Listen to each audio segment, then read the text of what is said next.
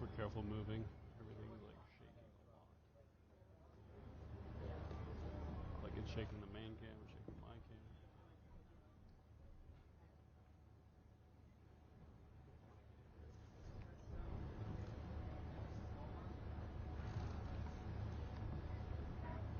Yeah, Lester, we are here waiting for the president to arrive just moments from now, and members of his team who are behind closed doors for Vladimir Putin have already taken their seats, among them the Secretary of State Tony Blinken and his national security advisor. As you noted, Vladimir Putin said that today's meeting was constructive, that there was no hostility. He said that there was no pressure put on either side. Remember, the president himself said he would be confronting Vladimir Putin on a variety of topics, so it would be on him now to try to set the record straight about what happened behind closed doors. What was striking in the comments earlier from Putin is that he took no responsibility for Russia's aggressive behavior. His remarks were filled with that form of whataboutism, blaming the U.S. for so many of his own aggressive acts, as he suggested.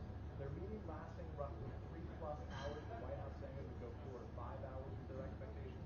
So either it was efficient or there was nothing left to say. Lester?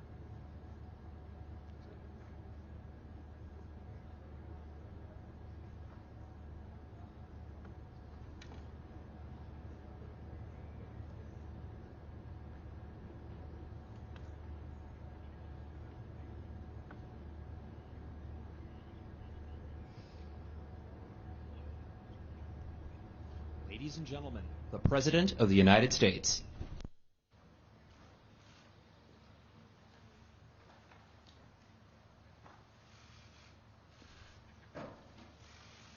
Been a long day for y'all. I know it was easy getting into the pre-meeting. There was no problem getting through those doors, was it? Was there? Anyway, hello everyone. Well, I've just finished the last meeting of this week's long trip, the U.S.-Russian summit. And I know there were a lot of hype around this meeting, but it's pretty straightforward to me, the meeting. One, there's no substitute, as those of you who have covered me for a while know, for face-to-face dialogue between leaders. None. And President Putin and I had share a unique responsibility to manage the relationship between two powerful and proud countries. A relationship that has to be stable and predictable. And we should be able to cooperate where it's in our mutual interest. And where we have differences, I want President Putin to understand why I say what I say and why I do what I do, and how we'll respond to specific kinds of actions that harm America's interest. Now, I told President Putin my agenda is not against Russia or anyone else. It's for the American people. Fighting COVID-19, rebuilding our economy, reestablishing relationships around the world with our allies and friends, and protecting the American people. That's my responsibility as president. I also told him that no president of the United States could keep faith with the American people if they did not speak out to defend our democratic values, to stand up for the universal and fundamental freedoms that all men and women have, in our view. That's just part of the DNA of our country. So human rights is going to always be on the table, I told him. It's not about just going after Russia when they violate human rights. It's about who we are. How could I be the President of the United States of America and not speak out against the violation of human rights? I told him that unlike other countries, including Russia, we're uniquely a product of an idea. You've heard me say this before again and again, but I'm going to keep saying it. What's that idea? We don't derive our rights from the government. We possess them because we're born, period. And we yield them to a government. And so the forum, I pointed out to him that that's why we're going to raise our concerns about cases like Alexei Navalny. I made it clear to President Putin that we'll continue to raise issues of fundamental human rights, because that's what we are. That's who we are. The idea is we hold these truths self-evident, that all men and women, We haven't lived up to it completely, but we've always widened the arc of commitment and included more and more people. And I raised the case of two wrongfully imprisoned American citizens, Paul Whelan and Trevor Reed. I also raised the ability of Radio Free Europe and Radio Liberty to operate and the importance of a free press and freedom of speech. I made it clear that we will not tolerate attempts to violate our democratic sovereignty or destabilize our democratic elections, and we would respond. The bottom line is, I told President Putin that we need to have some basic rules of the road that we can all abide by. I also said there are areas where there's a mutual interest for us to cooperate. For our people, Russian and American people, but also for the benefit of the world and the security of the world. One of those areas is strategic stability. You asked me many times, what was I going to discuss with Putin before I came? I told you I only negotiate with the individual, and now I can tell you what I was intending to do all along. And that is to discuss and raise the issue of strategic stability and try to set up a mechanism whereby we dealt with it. We discussed in detail the next steps our country should take on arms control measures, the steps we need to take to reduce the risk of unintended conflict. And I'm pleased that you agreed today to launch a bilateral strategic stability dialogue.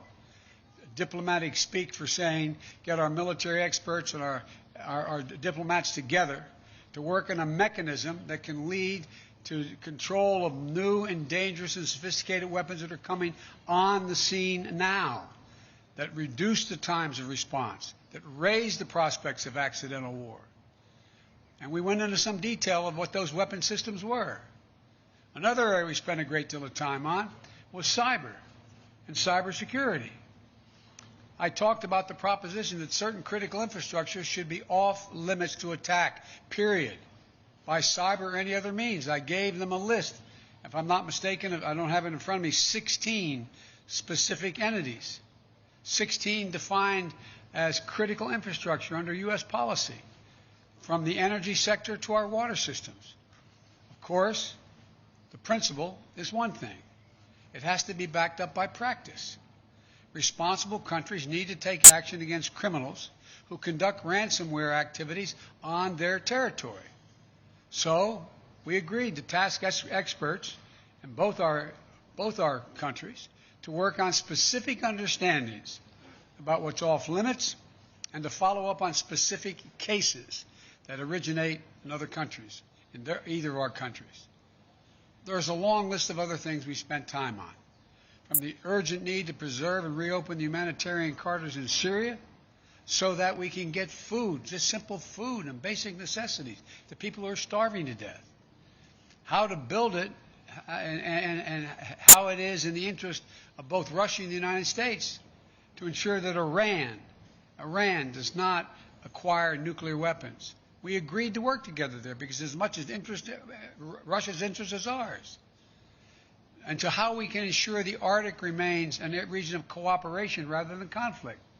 I caught part of President Putin's press conference, and he talked about the need for us to be able to have some kind of modus operandi where we dealt with making sure the Arctic was, in fact, a free zone.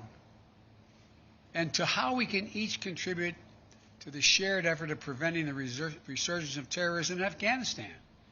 It's very much in the interest of Russia not to have a resurgence of terrorism in Afghanistan.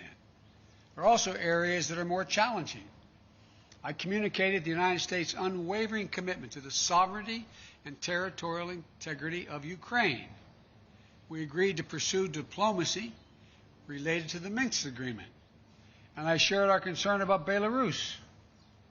He didn't disagree with what happened. He just has a different perspective of what to do about it.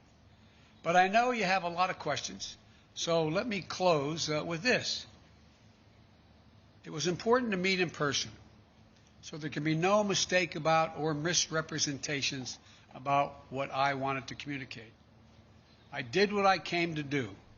Number one, identify areas of practical work our two countries can do to advance our mutual interest and also benefit the world.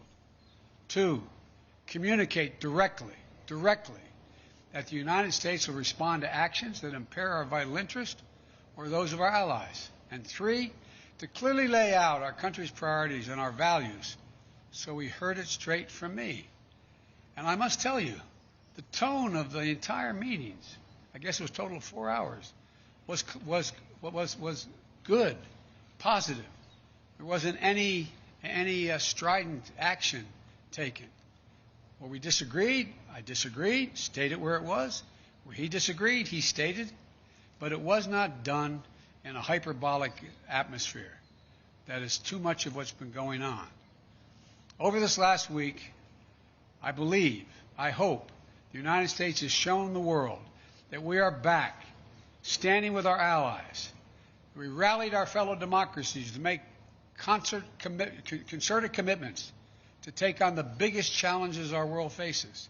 And now we've established a clear basis on how we intend to deal with Russia and the U.S.-Russian relationship. There's much more work ahead. I'm not suggesting that any of this is done.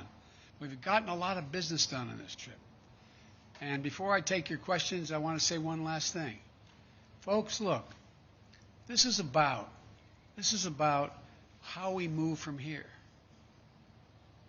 I listened to, again, a significant portion of what President Putin's press conference was. And as he pointed out, this is about practical, straightforward, no-nonsense decisions that we have to make or not make. We'll find out within the next 6 months to a year whether or not we actually have a strategic dialogue that matters. We'll find out whether we work to deal with everything from release of people in Russian prisons or not. We'll find out whether we have a cybersecurity arrangement that begins to bring some order. Because look, the countries that most are likely to be damaged failure to do that are the major countries. For example, when I talked about the pipeline that cyber hit for $5 million, that ransomware hit in the United States, I looked at him and I said, well, how would you feel if ransomware took on the pipelines from your oil fields? He said it would matter. This is not about just our self-interest. It's about a mutual self-interest. I'll take your questions, and as usual, folks, they gave me a list of the people I'm going to call on. So, Jonathan, Associated Press. Thank you, sir. U.S. intelligence has said that Russia tried to interfere in the last 2 presidential elections and that Russia groups are behind hacks like SolarWinds and some of the ransomware attacks you just mentioned. Putin, in his news conference just now, accepted no responsibility for any misbehavior. Your predecessor opted not to demand that Putin stop these disruptions. So what is something that concrete, sir, that you achieved today to prevent that from happening again, and what were the consequences you threatened him? Whether I stopped it from happening again, he knows I will take action, like we did this last time out. What happened was we, in fact, made it clear that we were not going to continue to allow this to go on. The end result was we ended up withdrawing, they ended up withdrawing ambassadors. We closed down some of their facilities in the United States, etc. He knows there are consequences. And look, one of the consequences that I don't know, I shouldn't say this, unfair of me. I suspect you may all think doesn't matter. But I'm confident matters to him, I'm confident matter to him and to other world leaders of big nations. His credibility worldwide shrinks. Let's get this straight.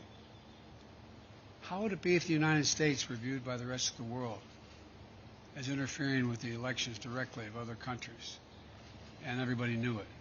What would it be like if we engaged in activities that he is engaged in? It diminishes the standing of a country that is desperately trying to make sure it maintains its standing as a major world power. And so it's not just what I do. It's what the actions that other countries take, in this case Russia, that are contrary to international norms. It's the price they pay. They are not able to dictate what happens in the world. There are other nations of significant consequence, i.e. the United States of America being one of them. Mr. President, just a quick follow on the same theme of consequences. You said just now that you spoke to him a lot about human rights. What did you say would happen if opposition leader Alexei Navalny dies? I made it clear to him that I believe the consequences of that would be devastating for Russia. I'll go back to the same point. What do you think happens when he's saying it's not about hurting Navalny, all the stuff he says to rationalize the treatment of Navalny, and then he dies in prison? I pointed out to him that it matters a great deal when a country, in fact, and they asked me why I thought it was important to continue to have problems with the president of Syria. I said because he's a violation of international norm. It's called the Chemical Weapons Treaty. Can't be trusted. It's about trust. It's about their ability to influence other nations in a positive way. Look, would you like to trade our economy for Russia's economy? Would you like to trade? And by the way, we talked about trade. I don't have any problem with doing business with Russia as long as they do it based on international norms. It's in our interest to see the Russian people do well economically. I don't have a problem with that. But if they do not act according to international norms, then guess what? That won't happen with us. It will not happen with other nations. And he kind of talked about that, didn't he, today? About how the need to reach out to other countries to invest in Russia.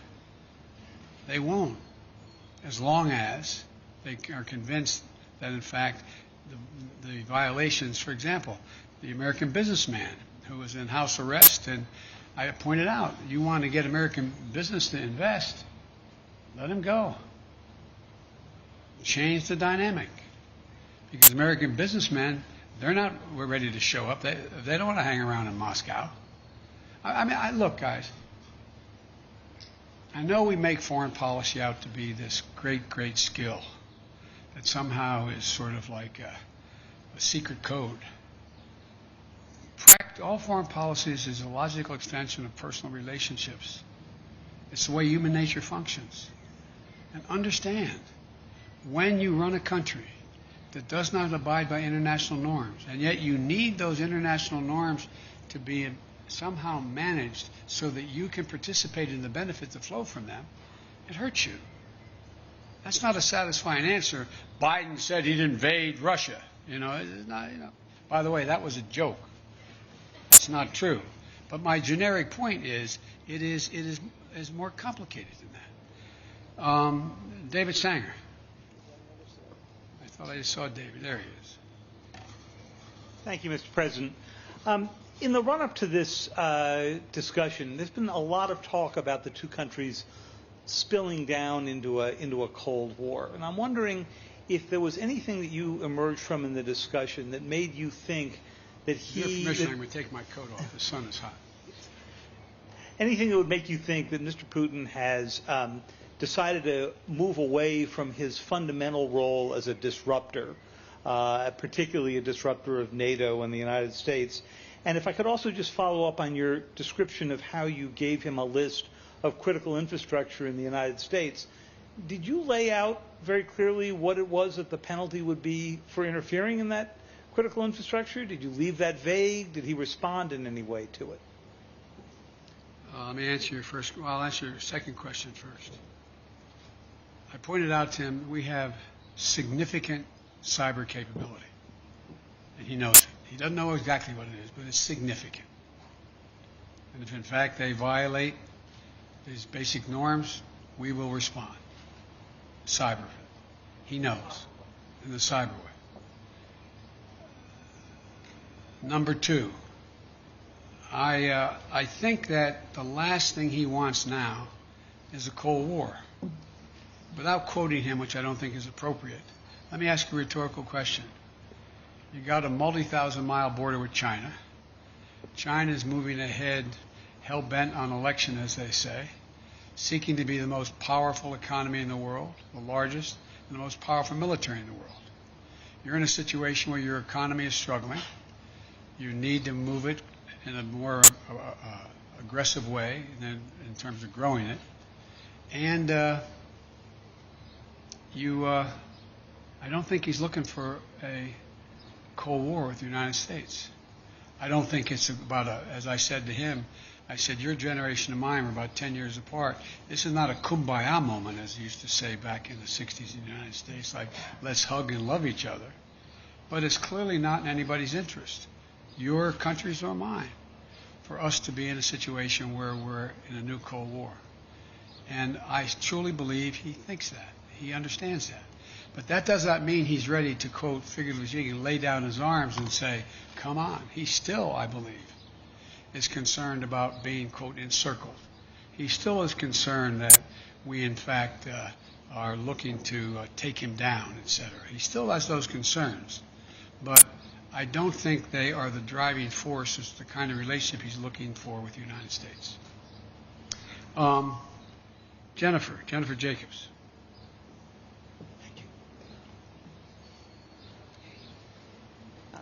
Thank you, Mr. President. Is there a particular reason why the summit lasted only about 3 hours? We know you had maybe allotted 4 to 5 hours. Was there any reason it ran shorter? Also, President Putin said that there were no threats or scare tactics issued. Do you agree with that assessment, that there were no threats or scare tactics? Yes. And also, did you touch on Afghanistan and the safe withdrawal of troops? Yes, and yes. Let me go back to the first part. The reason it didn't go longer is when the last time two heads of state have spent over 2 hours in direct conversation across the table, going into excruciating detail. You may know of time, I don't. I can't think of one. So we didn't need, as we got through when we brought in the larger group, our defense, our intelligence, and our foreign, my foreign minister wasn't foreign minister, my Secretary of State was with me the whole time. Our ambassador, etc. We brought everybody in. We had covered so much. And so there was a summary done by him and by me of what we covered. Lavrov and Blinken talked about what we had covered. We raised things that required more amplification or made sure we didn't have any misunderstandings. And so it was kind of after 2 hours there, we looked at each other like, okay, what next? What is going to happen next is we're going to be able to look back, look ahead in 3 to 6 months and say, did the things we agreed to sit down and try to work out, did it work? Are we closer to a major strategic stability talks and progress? Are we further along in terms of and go down the line? That's going to be the test. I'm not sitting here saying because the President and I agreed that we would do these things, that all of a sudden it's going to work. I'm not saying that. What I'm saying is I think there's a genuine prospect to significantly improve the relations between our two countries without us giving up a single solitary thing based on principle and our values. No, there were no threats. There were, as a matter of fact, I heard he quoted my mom and quoted other people today. It was very, as we say, which will shock you coming from me, somewhat colloquial. And we talked about basic fundamental things. And you know how I am. I explain things based on personal basis. What happens if, for example. And so there were no threats, just simple assertions made, and no, well, if you do that, then we'll do this, with anything I said. It was just letting him know where I stood, what I thought we could accomplish together, and what, in fact, if there were violations of American sovereignty, what we would do.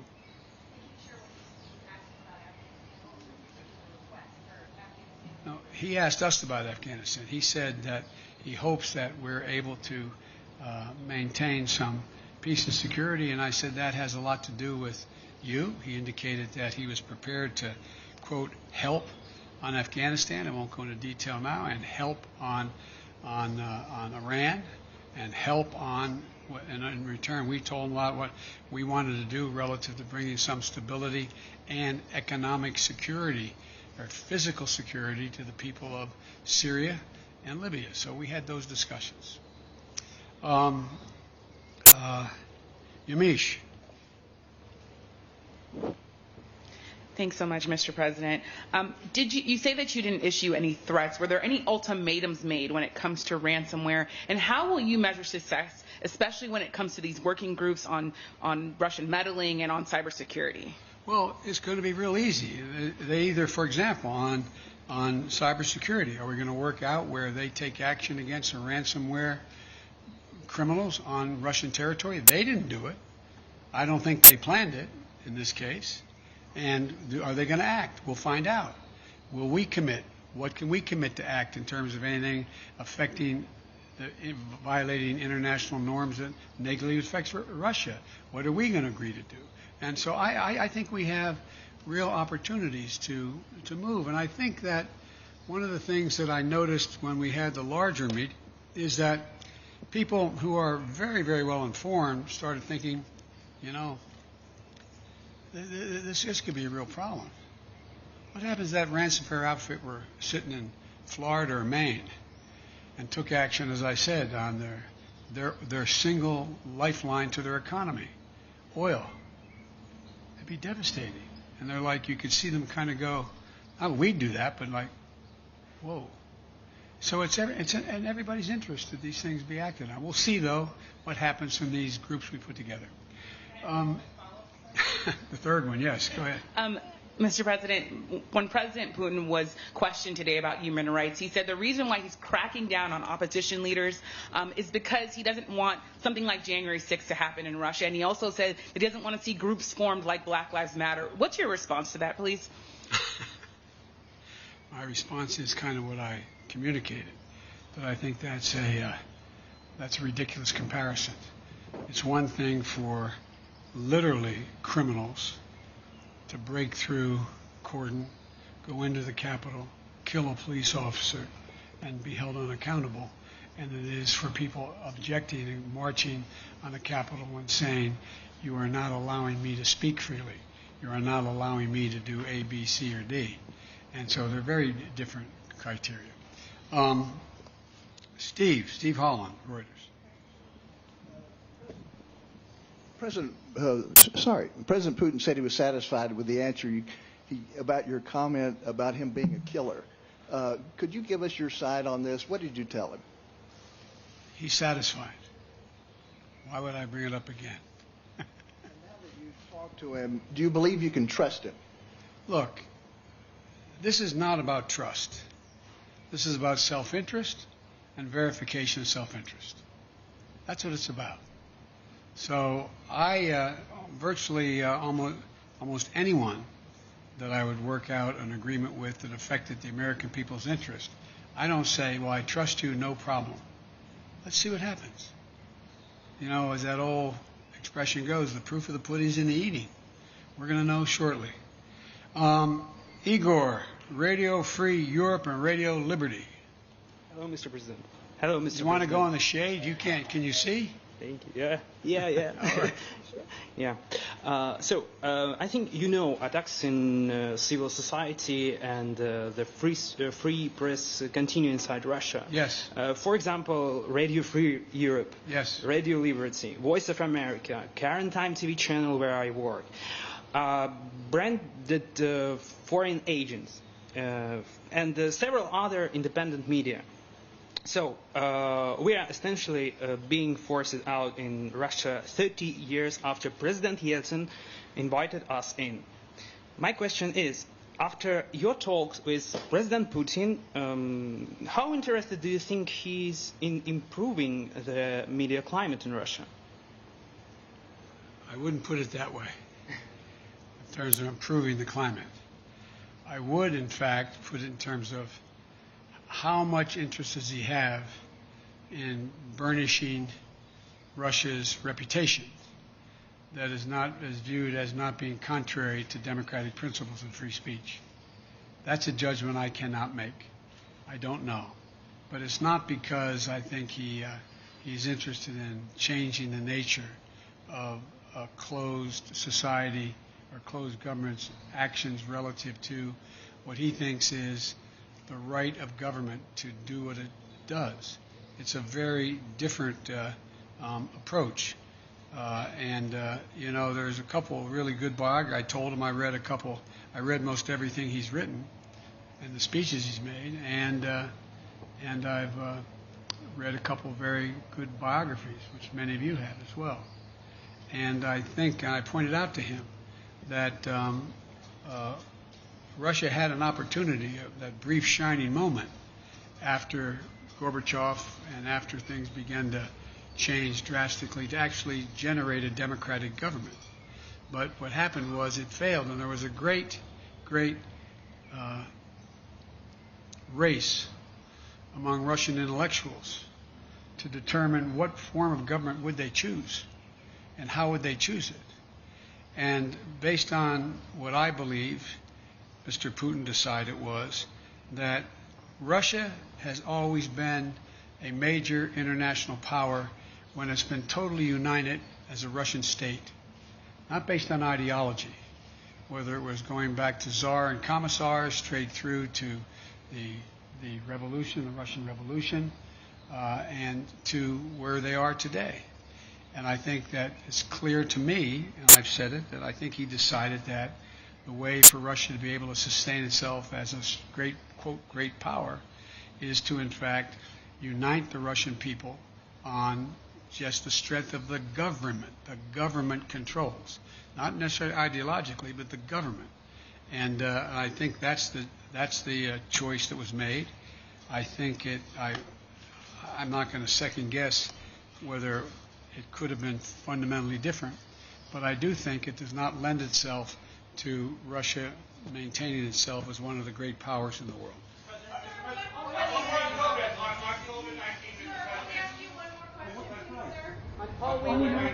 Thank you, sir. Did military response ever come up in this conversation today? Did you, in terms of the red lines that you laid down, is military response an option for a ransomware attack? And President Putin had called you in his press conference an experienced person. You famously told him he didn't have a soul. Do you now have a deeper understanding of him after this meeting? Thank you very much. But on the military response, sir? No, we didn't talk about military response. In the spirit, Mr. President, of you saying that there is no substitute for face-to-face dialogue, and also with what you said at NATO, that the biggest problems right now are Russia and China. You've spoken many times about how you have spent perhaps more time with President Xi than any other world leader. So is there going to become a time where you might call him, old friend to old friend, and ask him to open up China to the World Health Organization investigators who are trying to get to the bottom of COVID-19? Let's get something straight. We know each other well. We're not old friends. It's just pure business. So I guess my question would be, you've said that you were going to press China. You signed on to the G7 communique that said the G7 were calling on China to open up, to let the investigators in. But China basically says they don't want to be interfered with anymore. So what happens now? The impact, the world's attitude toward China as it develops. China's trying very hard to project itself as a responsible and very, very forthcoming nation. That they are trying very hard to talk about how they're taking and helping the world in terms of COVID-19 and vaccines, and they're trying very hard. Look, certain things you don't have to explain to the people of the world. They see the results. Is China really actually trying to get to the bottom of this? One thing they did discuss, as I told you, in the EU and at the G7 and with NATO. What we should be doing, and what I'm going to make an effort to do, is rally the world to work on what is going to be the physical mechanism available to detect early on the next pandemic and have a mechanism by which we can respond to it and respond to it early. It's going to happen. It's going to happen, and we need to do that. Thank you. What did Putin say about Paul Whelan and Trevor What if you're not one of the 16? What did he say about Paul Whelan and Trevor Americans, I have hope. I say again, we can't hear you. I said the families of the detained Americans came up and we discussed it. We're going to follow through with that discussion. I am not going to walk away on that. Why are you so confident he'll change his behavior, Mr. President? Yeah, I'm not confident in changing behavior. What the hell? What do you do all the time? So when did I say I was confident? You said in the next 6 months you'll be able to determine. What I said was, let's get it straight. I said what will change their behavior is that the rest of the world reacts to them and it diminishes their standing in the world. I'm not confident of anything. I'm just stating the fact. But given his past behavior has not changed, and in that press conference after sitting down with you for several hours, he denied any involvement in cyber attacks. He downplayed human rights abuses. He even refused to say Alexei Navalny's name. So how does that account to a constructive meeting as President Putin? You don't understand that. You're in your own business. It's a summit with China. Cool, we need to load. Cool, we need to load quickly. Let's go. Quickly, cool. Y'all get home safe.